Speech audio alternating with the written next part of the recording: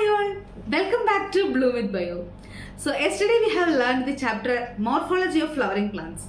So we have learned all the external characters of flowering plant now, right? So today we are going to learn about the anatomy of flowering plants.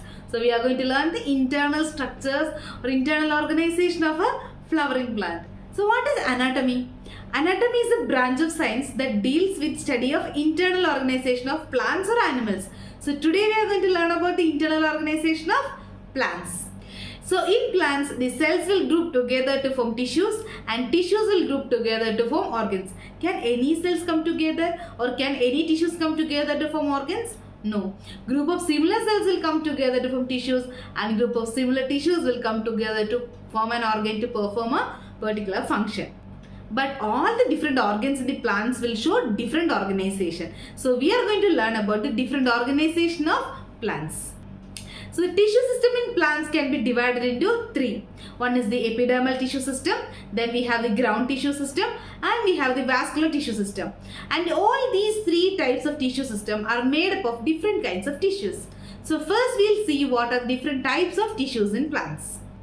Do all the parts of plants grow? Unlike animals, all the parts of the plants will not grow. The growth is restricted to a small region in plants and these regions are called as the meristems. And other parts are there in the plants which will get differentiated and they will do their own functions. So based on the type of cells present in plants, the tissues are of two types. That is the meristematic tissue and the permanent tissue. So what is meristematic tissue? Meristematic tissue is the type of tissue where you can find the growth of the plants. That is, they are actively dividing cells. And once they divide, once they become mature or differentiate, they will become the permanent tissues. So meristematic tissues are of three types. One is apical meristem, then intercalary meristem and the lateral meristem. Coming to permanent tissues are again classified into two. So that is simple permanent tissue and complex permanent tissue. Simple permanent tissue is the type of tissue which is made up of only one type of cell and complex permanent tissue is the type of cells or tissues which are made up of more than one type of cells. Okay, so coming to the types of simple permanent tissue and complex permanent tissue, there are three types of simple permanent tissue. One is Parenchyma, then you have Collenchyma, then you have the Sclerenchyma. Coming to the complex permanent tissues are of two types. One is Xylem and Phloem. These two constitutes the vascular system in plants. Coming to the meristematic tissues. Now we will be seeing few characteristics of meristematic tissues. So they are actively dividing cells. So they are actively dividing, they will undergo rapid multiplication and they will be producing new cells and this leads to the growth of the plants. Okay. Now they are undifferentiated cells. Say they are undifferentiated, they do not have any function, they do not perform any function, their only function is to divide and divide. And these type of tissues will help in increasing the length of the plant as well as width of the plant. And I have already told that growth in plants is restricted to certain regions and these regions are called as the meristems. And these are immature cells and they do not have intercellular space between them. So they are compactly packed, they don't have intercellular space. So the cells in meristematic tissues can be oval, round or polygonal.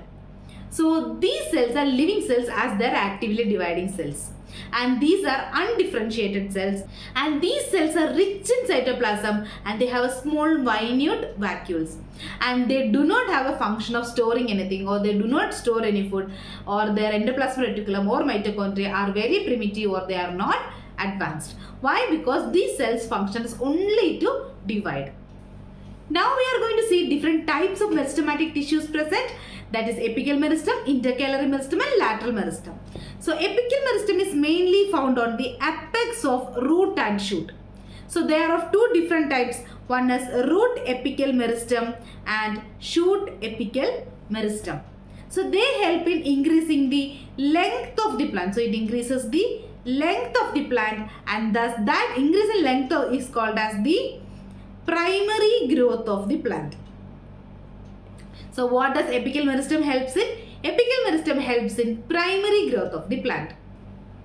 Coming to intercalary meristem, these are present on the base of leaves or nodes. This also helps in the increasing in the length of the plant. But how do they do that? They increase in the length of the internodal region, thus they help in increasing the length of the plant. So this intercalary meristem is also helping in increasing the length of the plant, and also it contributes to the primary growth of the plant. Coming to the lateral meristem, these lateral meristems are found on the lateral sides of the plants. So these lateral sides of stem and root can have this lateral meristem, and this help in increasing the width of the plant or girth of the plant, and this is called as the secondary growth of the plant.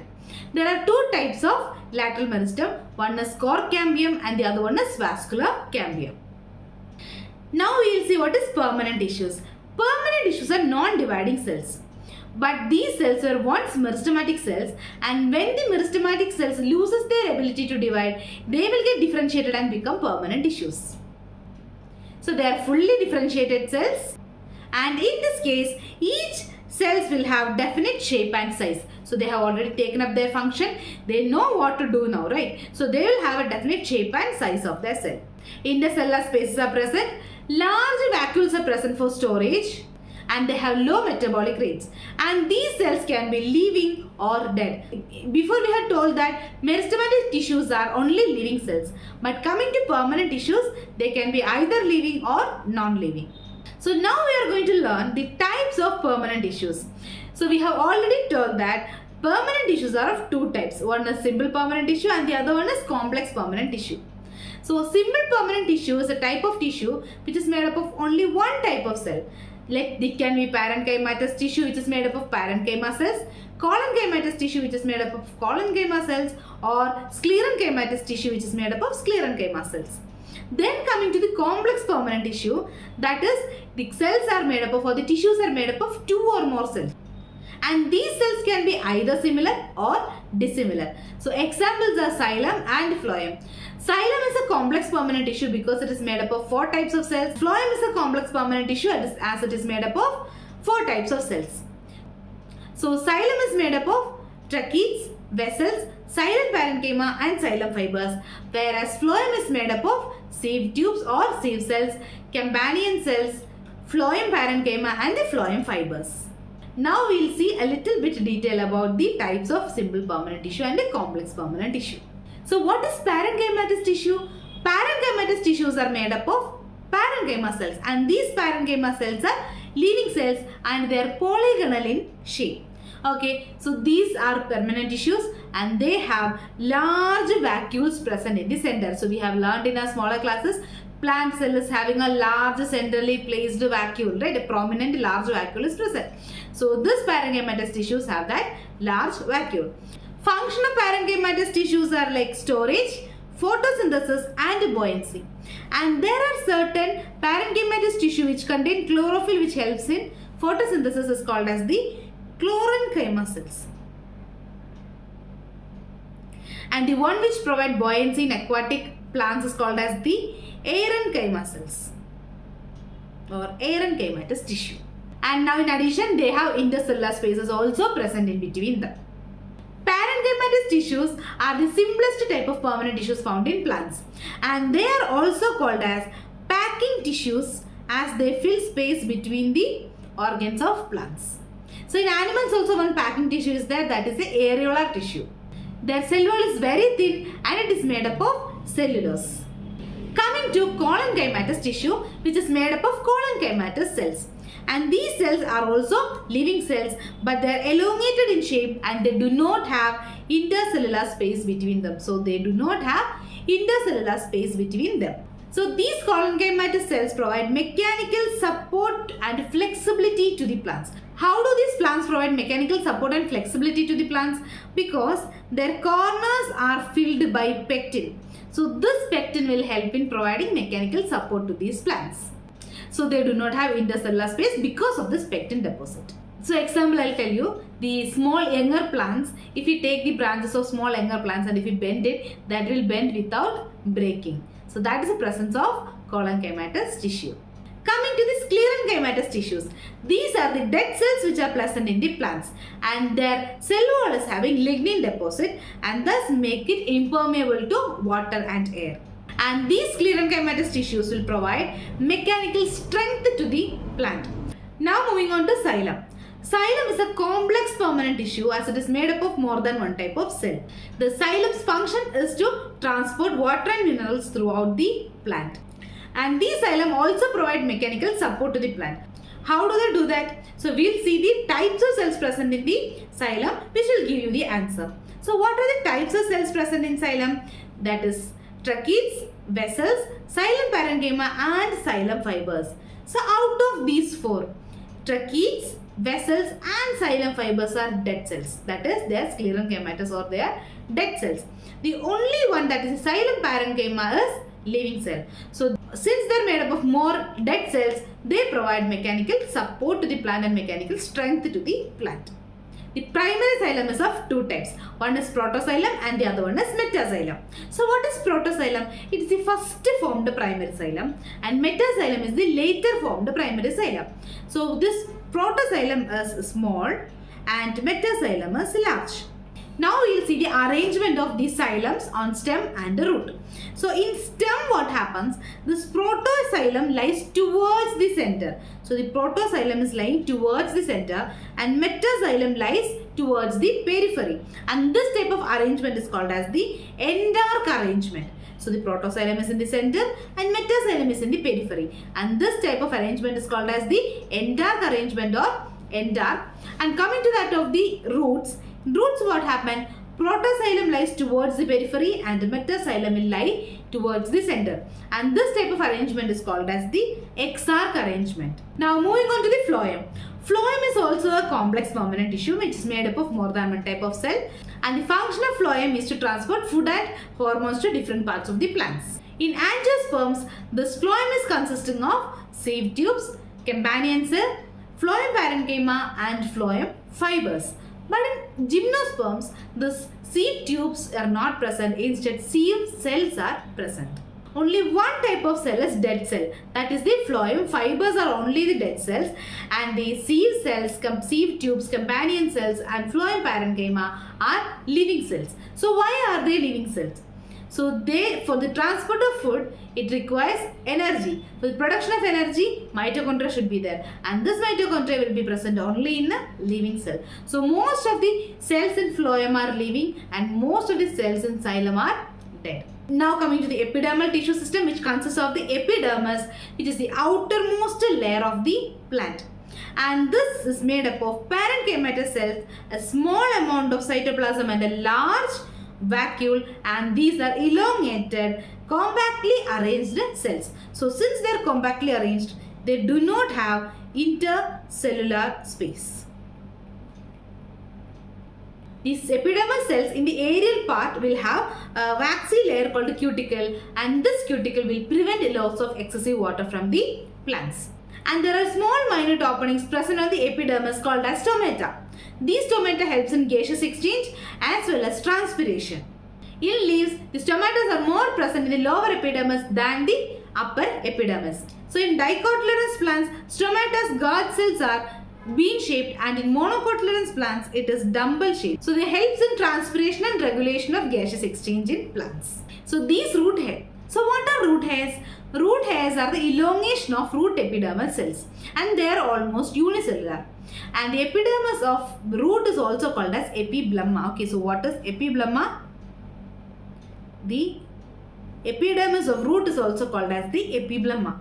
Okay, now these root hairs will help in absorption of water, or they increase surface area for absorption of water, and also they help in anchorage of these roots onto the soil. So what are trichomes? They are the outgrowth from the shoot epidermal system, and they can be both unicellular or multicellular. So what does they help in? They will prevent the excess loss of water due to transpiration during summer season. So what is ground tissue system? So this type of tissue system is found from the periphery towards the center of the plant. So from periphery up to the center, ground system is present. So these are made up of simple tissues like parenchyma, collenchyma and sclerenchyma. And the ground tissues in leaves is called as the mesophils. And parenchymatous ground tissues are present in cortex, pericycle, pith and medullary rays. So coming on to the vascular tissue system. So the vascular tissue system is made up of the complex permanent tissue. So that is, it is made up of xylem and phloem. Now there are two types of vascular tissue based on the presence or absence of cambium. So that is, one is open and the other one is closed. So what is open type vascular bundle and what is closed type vascular bundle? So what is open type of vascular tissue? So in this, cambium is present in between xylem and phloem. So due to the presence of this cambium present, they can produce secondary xylem and secondary phloem. The open type of vascular bundle is present in dicotyledonous plant and the closed type of vascular bundle is present in the monocotyledonous plants. Now what is radial vascular system and what is conjoined vascular system? So what is radial type of vascular system? That is, the xylem and phloem are arranged in alternate manner in different radii. So in roots, what happens? These vascular bundles are arranged in different radii. So you can see here one, the xylem is there, here phloem is there. They are not found together. They are found on different radii. Now coming to conjoined. So in conjoined, what happens is xylem and phloem are found together. So mostly the vascular bundle will have always phloem towards the outer side of xylem, and in between, if it is an open type, cambium will also be present. So now we are going to learn anatomy of dicot root, monocot root, dicot stem, dicot leaf and monocot leaf. So first one, that is dicot root. So you can see the structures of dicot root here. That is contain root hairs, epidermis is present, inner to epidermis cortex is present, inner to cortex endodermis present, and the inner portion of endodermis is pericycle, which consists of protoxylem, metaxylem, pith and phloem. So we will see each of these parts in details. So what is epidermis? Epidermis in root is also called as epiblemma, and this is the outermost layer. So they have unicellular extensions called as the root hairs, which helps in the absorption of nutrients and also help in anchorage of this plant. And the cortex of dicotyledonous root have several layers of thin-walled parenchymatous cells with intercellular space. So this cortex of dicotyledonous plants is made up of thin-walled parenchymatous tissue, and that too with intercellular space. So what is endodermis? So this is the innermost part of the cortex. So it forms the innermost part of the cortex, and this comprises of a single layer barrel-shaped cells. So and these barrel-shaped cells will be arranged without intercellular space. So they are barrel-shaped and without intercellular spaces.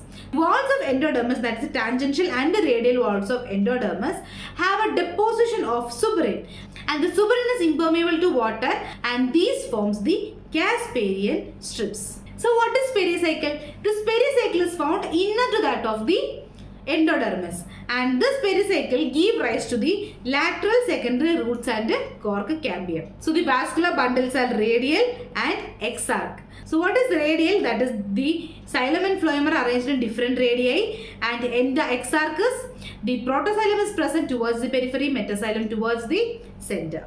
And 2 to 6 vascular bundles are also present. Conjunctive tissue is present in between the xylem and phloem, which are parenchymatous, and this conjunctive tissues will later become the vascular cambium. Pith of dicot root is inconspicuous, or it is very small, and it do not have intercellular space in between them. So that's all about the dicot root. Now we will go on to the monocot root. Monocotyledonous root also have root hairs, epidermis, cortex, endodermis, pericycle, phloem, xylem and pith. There are usually more than 6 xylem bundles present, so they are called as the polyarch. Okay, so now their pith is very large and it is well developed, and there is no secondary growth that is occurring in the monocot root. So same as that of the dicot root, monocot roots also have epidermis or epiblemma as the outermost layer, and also they have unicellular root hairs present. Coming to the cortex, which lies on the inner epidermal layer, and in monocot this is a very wide region. Now the cortex, which is found inner to that of the epidermis, is a wide region. It is made up of parenchymatous tissue, which is thin walled and encloses intercellular spaces. Coming to the endodermis of monocot root. So it is the innermost layer of the cortex. So it is not the innermost layer, it is the innermost layer of the cortex, and it is always single layer. So they also have barrel shaped closely packed cells without intercellular space. And they also have the tangential and radial walls deposited with suberin, making it water impermeable and called as the Casparian strips. Now coming to the pericycle, it is a single layer of cell that is present inner to that of the endodermis. And this is the place where the lateral roots will arise from the monocot root. Vascular bundles are present in monocot roots and they are polyarch. And they also have conjunctive tissues present between xylem and phloem. And in monocots, this conjunctive tissue will not form any cambium. And they have a well differentiated pith present. Next, we are going to learn about the anatomy of dicot stem. So the outermost layer of dicot stem is called as the epidermis. And this epidermis is made up of parenchymatous cells which are very closely packed without any intercellular space. And there is a waxy coating above their cells, that is the aerial part of the cells, that is called as the cuticle, which prevent the excess loss of water from the plants. They do not have chloroplast. And this epidermis cells bears minute openings called stomata. And these stomatas are made up of guard cells, and the only epidermis cells which contains chloroplast is guard cells. And in some plants, epidermis have trichomes. Now moving on to the cortex of dicot stem. The cortex of dicot stem is divided into three parts. One is hypodermis, then you have general cortex, and then you have the epidermis. The hypodermis, which is just below that of the epidermis, and it is made up of collenchymatous tissue. And this hypodermis will provide mechanical support and mechanical strength to the young stem. Then the general cortex. So you find the general cortex just below that of the hypodermis. And they are made up of parenchymatous cells which are round and their thin cell wall is present. And the intercellular space between the general cortex is very small, that is inconspicuous. Then coming to the endodermis, the inner to that of the general cortex, just above the pericycle, you have the endodermis. And this is the innermost layer of your cortex. The cells are rich in starch and this layer is called as the starch sheath. Now coming to the pericycle, which is found inner to that of your endodermis. Okay, so this endodermis is present above the phloem and it is made up of sclerenchymatous tissue.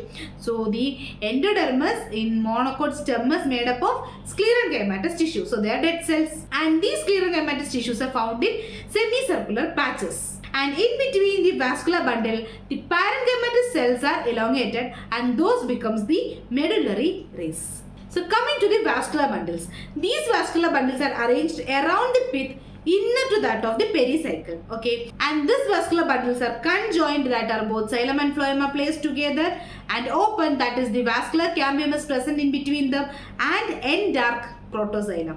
That is the metaxylem is present to the periphery and protoxylem towards the inner. Pith is present at the center of dicot stem and it is made up of parenchymatous cell which is either polygonal or rounded. Now we will see the structure of dicot stem. So it has epidermis, collenchymatous hypodermis, parenchymatous general cortex, endodermis which is sclerenchymatous, then inner to that you have the pericycle, and phloem is present.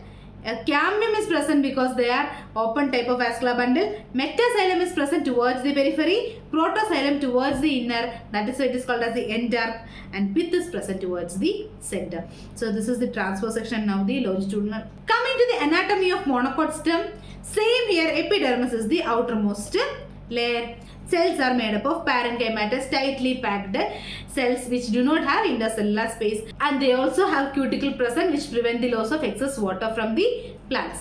And these epidermis are devoid of chloroplast. They do not have chloroplast. And here also the epidermal cells bear stomata, but the stomata's shape is a bit different. The guard cells in stomata are dumbbell shaped and there is no trichomes present in monocot stem. Coming to the cortex of monocot stem. So same here, you have the hypodermis and you have the ground tissues present. The ground tissue is not differentiated into pericycle, pith or anything. So first we will see hypodermis. Hypodermis is made up of sclerenchymatous tissue. Since it is sclerenchyma, it provides mechanical strength to the stem. Now coming to the ground tissue. There is no distinction between like the general cortex, endodermis, pericycle or pith. Everything will be like same together. So this is parenchymatous and it occupies the complete stem from the interior portion.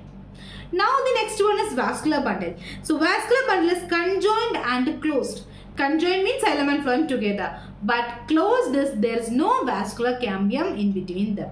And they are not arranged in any pattern. They are just scattered. So out of these bundles which are scattered, the largest one will be there in the center and smallest one will be there in the periphery. And in monocot stem there is no phloem, parenchyma. Now this is the structure of monocot stem, that is epidermis, hypodermis, Then we have a pith which is not differentiated and vascular bundles are present. And you can see here the vascular bundles are scattered and the larger one towards the center and smaller ones towards the periphery. And now we learn the anatomy of dorsiventral leaf. So what is dorsiventral leaf?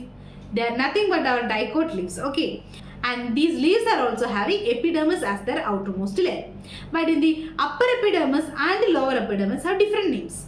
So the upper epidermis is called as the adaxial epidermis and the lower epidermis is called as the abaxial epidermis. So in the case of dicot leaves, the stomata is more in the abaxial than the adaxial. So the lower epidermis is having more stomata than the upper epidermis. That is, the abaxial side is having more stomata than the adaxial side. Now the mesophyll cells. So mesophyll cells are found between the abaxial and adaxial epidermis of leaves. So it is made up of parenchymatous tissue and they contain chloroplast discs. They help in photosynthesis. There are two types of parenchymatous cells present in the mesophyll. So one is the palisade parenchyma and the other one is a spongy parenchyma. The palisade parenchyma is found more close to that of the adaxial end and spongy parenchyma is found mostly towards the abaxial end. And this palisade parenchyma are elongated and are arranged parallel to each other, whereas the spongy parenchyma are round or spherical. Palisade parenchyma do not have intercellular space, whereas spongy parenchyma has a lot of intercellular space present and this intercellular space opens out into the stomata. Coming to the vascular bundles of leaves. These vascular bundles of leaves are present in the midribs as well as the veins, and this purely depends upon the size of the midribs or the vein. And the vascular bundle is covered with a thick layer of sheath that is called as the bundle sheath. So next we are going to see the anatomy of monocot leaves. So monocot leaves are also called as isobilateral leaves. So they have the upper epidermis, the adaxial epidermis, and lower epidermis, that is the abaxial epidermis. But unlike the dicot leaves, the stomata on both the abaxial and adaxial side are the same. In some grasses, the adaxial cell along with the veins will modify themselves into large empty colorless cells called as the bulliform cells. And what will these bulliform cells do? These bulliform cells will absorb water and that will make the cells turgid and will expose the leaf surface. And when the leaves are in water stress condition, what will happen? These bulliform cells will become flaccid and they will curl up the leaves so that they will reduce the loss of water. In the monocot leaves, the mesophyll cells are not differentiated into any palisade and spongy parenchyma. They are all same. The vascular bundles are arranged in a parallel manner and it is covered with a sheath called as bundle sheath. So now the structure of monocot leaves, it contains cuticle, upper epidermis is present, a substomatal chamber is present where you have a cavity in between the mesophyll cells where it opens into the stomata. Then you have mesophyll cells present, bundle sheaths are there, xylem, phloem, lower epidermis and a stomata is present. So the upper and lower portion of this monocot leaves have same number of stomatas. So this is a very interesting, small and easy chapter. So I think you all understood the chapter. If you have any doubts, you can ask me in comment section or you can send me personal messages. So don't forget to like, share and subscribe to my channel. Thank you. Have a nice day.